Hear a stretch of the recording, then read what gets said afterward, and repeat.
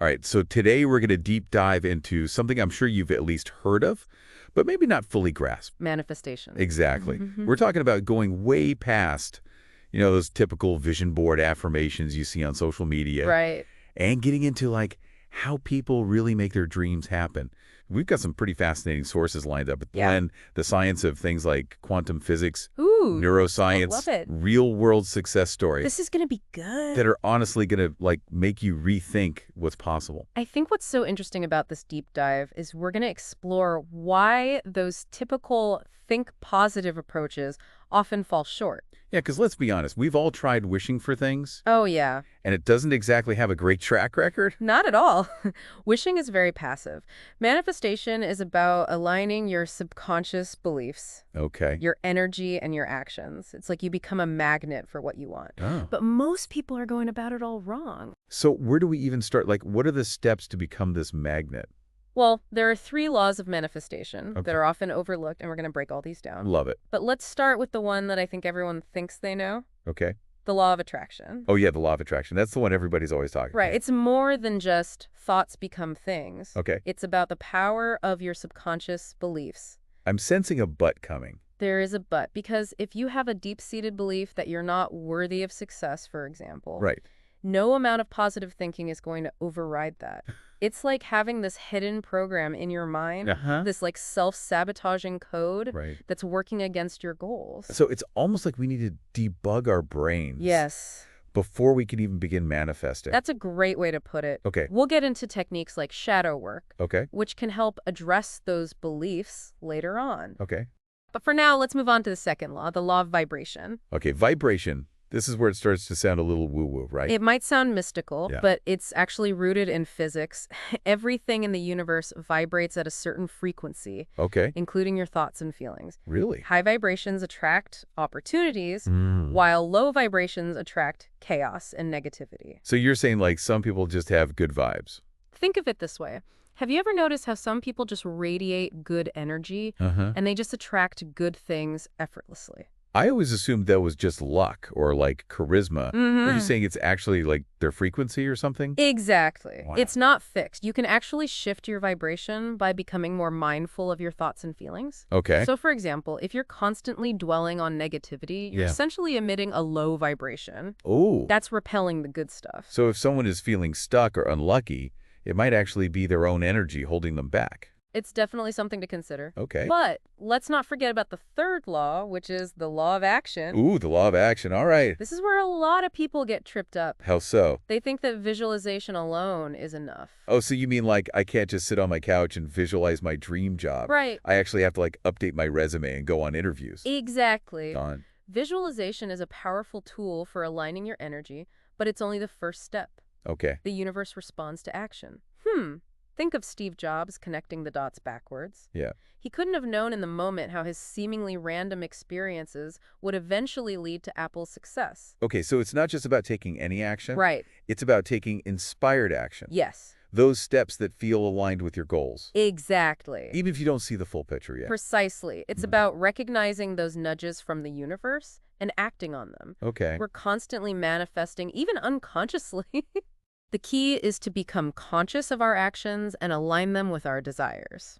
This is making me rethink every random thing I've ever done. Mm-hmm. Like, what if that weird pottery class I took in college is going to play into my future success somehow? Right. This is kind of exciting, Yeah. but also a little overwhelming. It can be, but that's where understanding how your brain works comes in. Okay. We need to talk about the role of neuroscience in all of this. Okay, bring on the brain stuff. Yeah. We're ready to get into the nitty-gritty. Let's do it. Okay, so we've talked about the 3 laws of manifestation. Right. And the importance of inspired action. Now let's get into the nitty-gritty of the neuroscience behind all of this. Okay. Because if we can, like, literally hack our brains to manifest our desires, Yeah.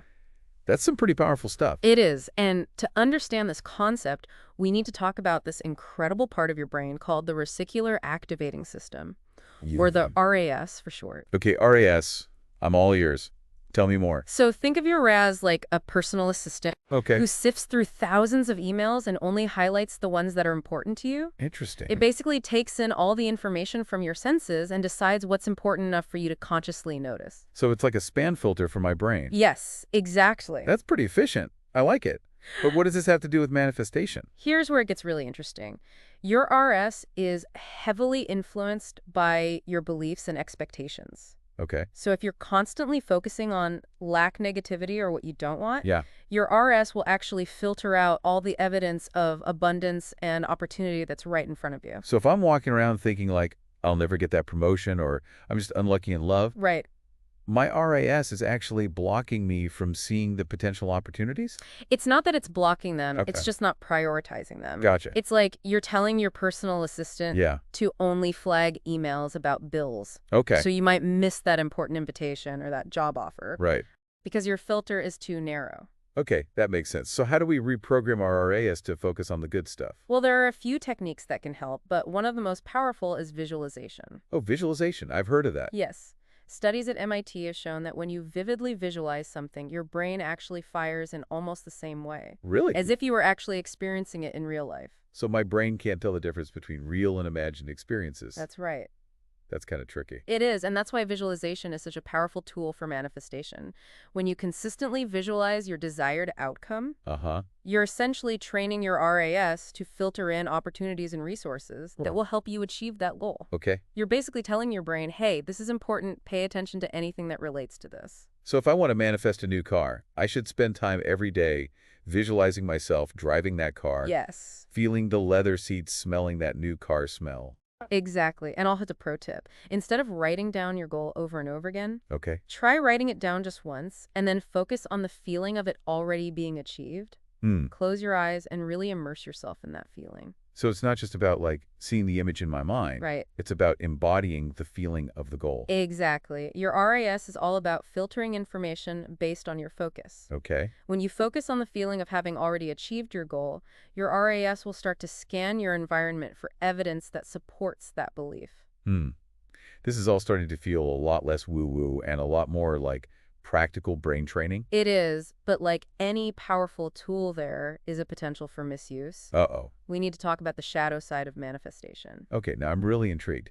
What do you mean by the shadow side? Well, just as manifestation can amplify positivity, Right. it can also amplify negativity. Right. So if you're constantly focusing on your fears, anxieties, or what you don't want, Right. you're essentially manifesting more of those things into your life. So like if I'm constantly worried about getting sick, I'm actually making myself more susceptible to illness. Well, it's not quite as simple as cause and effect. Okay, But your thoughts and feelings do have an impact on your overall well-being, I see. both mentally and physically. Okay. When you're in a state of fear and worry, you're vibrating at a low frequency, which attracts more of the same. Okay, that's a little scary, but also empowering if we can learn to shift our focus. Right. So how do we avoid falling into that negativity trap? This is where shadow work comes in. Okay, It's not about ignoring those negative thoughts or pretending they don't exist. right.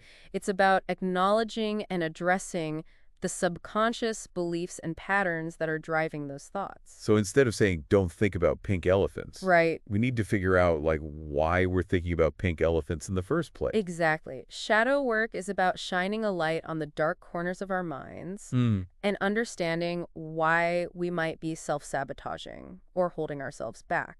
That sounds like some deep, potentially uncomfortable work. It can be. What are some of the ways we can do this shadow work? Well, there are many approaches, Okay. but some common techniques include journaling, therapy, meditation, and even working with a coach who specializes in shadow work. Okay. The key is to create a safe and compassionate space for yourself Yeah. to explore these deeper parts of yourself. So it's not about like beating ourselves up for having these negative thoughts. Right. It's about understanding where they're coming from and finding ways to heal those wounds. Exactly. And once you start to understand the root causes of those limiting beliefs, you can begin to reframe them and replace them with more empowering ones. Okay, I'm starting to see how this all fits together. But what about those times when we're doing all the right things, visualizing, taking action, doing the shadow work, Yeah. and we're still not seeing results? What's the missing piece? That's a great question, and it leads us to another crucial concept, Ooh, detachment. detachment. What does that mean in the context of manifestation? It means releasing attachment to specific outcomes. Okay. Sometimes when we're too fixated on a particular outcome, we actually blocks the flow of manifestation. It's like trying to force a square peg into a round hole. Hmm. So it's about trusting the process even when we don't know exactly how it's going to unfold. Precisely, the universe works in mysterious ways, and sometimes the path to your goal may look very different from what you imagined. It's important to surrender to the journey and have faith that the universe has your back, even if you don't understand it in the moment. This reminds me of that saying, let go and let God. Yes, it's about having faith that you're being guided and supported even when things don't go according to plan. This surrender piece sounds a lot harder than the visualization part. It can be. But I can see how clinging too tightly to a specific outcome could actually create resistance. It's a delicate balance. Yeah. We want to be clear about our desires, but also open to the possibility that the universe might have something even better in store for us. Okay, this is all starting to make sense. But I have to ask, are there any real-life examples of people actually using these principles to manifest amazing things? Oh, yeah. Because it all sounds a bit too good to be true. Oh, there are tons of incredible stories out there. One that comes to mind is the story of Sarah, a broke college student who manifested $50,000 in just 3 months using a technique called scripting. Scripting, I've never heard of that. What is it? Scripting is basically writing down your desired reality as if it has already happened. So in Sarah's case, she would write these detailed entries in her journal about how she had received $50,000. Wow. And how she was using it to pay off her student loans, travel, and invest in her future. She would describe the feeling of financial freedom in vivid detail, almost like she was reliving it. So she was literally writing her dream life into existence. I love that. And here's the key. She didn't just write it once and forget about it. She made scripting a daily practice, immersing herself in the feeling of already having achieved her goal. So it's that combination of visualization and consistent action that really makes the difference. Exactly. By consistently focusing on the feeling of having already achieved her goal, Sarah was able to shift her vibration and attract the resources and opportunities she needed to make it happen. And within 3 months, she received a series of unexpected windfalls and opportunities that added up to $50,000. Wow, that's incredible. Do you have any other inspiring stories to share? Absolutely. Because I'm feeling pretty motivated right now. There's also the story of David, who used subconscious reprogramming techniques to cure his chronic pain. Wait, he cured his chronic pain using manifestation. That's amazing. Tell me everything. So David had been suffering from chronic back pain for years. Oh, wow. And had tried all sorts of conventional treatments with no lasting relief. Yeah. He was feeling hopeless and resigned to a life of pain. I can't imagine how frustrating that must have been. It was, but then he stumbled upon the idea of subconscious reprogramming and decided to give it a try. He started by identifying the negative beliefs and thought patterns that were contributing to his pain. Okay, what kind of beliefs was he holding on to? Well, he realized that he had a deep-seated belief that he was unworthy of health and happiness. Oh. And that his body was betraying him. And these beliefs were rooted in childhood trauma. Wow. And had been subconsciously influencing his health for years. That's heavy stuff. So how did he start to shift those beliefs? Well, he began using affirmations, visualizations, and other techniques to replace those negative beliefs with positive ones. Okay. He would visualize himself moving freely without pain, feeling strong and healthy. So he was essentially retraining his brain to believe in his own healing? Exactly, and the results were astounding. Within a few months, David's pain began to subside, and eventually it disappeared completely. Wait, are you saying he completely healed himself? That's right, and what's even more remarkable is that David's story is backed by medical records. Wow. Which shows just how powerful the mind-body connection really is. That's amazing. These stories are so inspiring. But I'm curious, what about those people who try these techniques and don't see results? Are they doing something wrong? Not necessarily. Manifestation is a process, and it looks different for everyone. So what are the key takeaways our listeners can start applying to their own lives today? What's the secret sauce to making this stuff work? So what are the key takeaways our listeners can start applying to their own lives today? What's the secret sauce to making this stuff work? Well, I think the first takeaway is that manifestation is not about passively wishing for things. It's about actively aligning your thoughts, feelings, and actions with your desired outcomes. It's about recognizing that you are a powerful creator and that your energy matters. Right. We've all heard that thoughts become things, but it sounds like there's a lot more nuance to it than that. Exactly. And that's where understanding the 3 laws we discussed comes in. The law of attraction, the law of vibration, and the law of action. These laws kind of work in harmony, and you can't really ignore one while focusing on the others. So let's say someone's listening to this and feeling inspired, but also maybe a little overwhelmed. Like, where's a good place to start? I would say the most important thing is to become aware of your thoughts and feelings. Just start paying attention to your inner dialogue and notice where you might be focusing on lack or negativity. So that's where the shadow work comes in, right? Exactly. Shadow work isn't always easy, but it's essential for identifying and releasing those deep-seated beliefs that might be holding you back. It's like clearing out the weeds in your mental garden so the beautiful flowers can bloom. I love that analogy. So once we've done some weeding, what's next? Then it's about setting clear intentions for what you want to manifest and visualizing those desires as if they've already happened. Remember, the universe responds to clarity. Okay, so instead of just saying, like, I want more money, I need to be specific about what I want that money for and really visualize myself using it in those ways. Exactly. And don't forget about the importance of feeling. Tap into the emotions you would experience if your goal was already achieved. Let those feelings kind of guide your actions. It sounds like there's a lot of emphasis on the inner work, which makes sense, but we also need to take action in the real world, right? Absolutely. Inspired action is crucial. The universe will often present you with opportunities, but it's up to you to take those opportunities and run with them. So it's a dance between the inner world and the outer world, the mental and the physical. Precisely. And the more you practice this dance, the more effortless it becomes. Remember the stories of Sarah and David? They didn't achieve those incredible results overnight. It took consistent effort, self-awareness, and trust in the process. It's encouraging to know that even seemingly impossible things can be manifested with the right mindset and approach. Exactly. And here's another key point: detachment.